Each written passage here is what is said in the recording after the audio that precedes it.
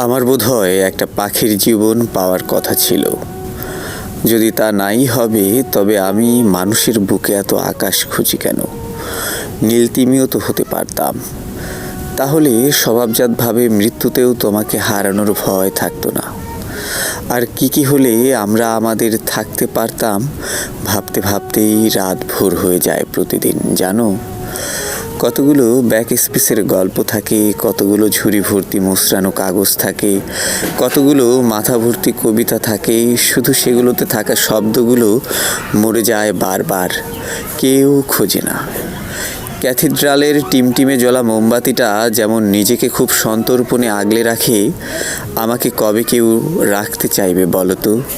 মাঝে মাঝে তো আমার কবিতার উপরও রাগ হয়। শুধু শুধু নোটপ্যাডে পড়ে থাকবার জন্য তাদের জন্মানোর প্রয়োজন ছিল কেন?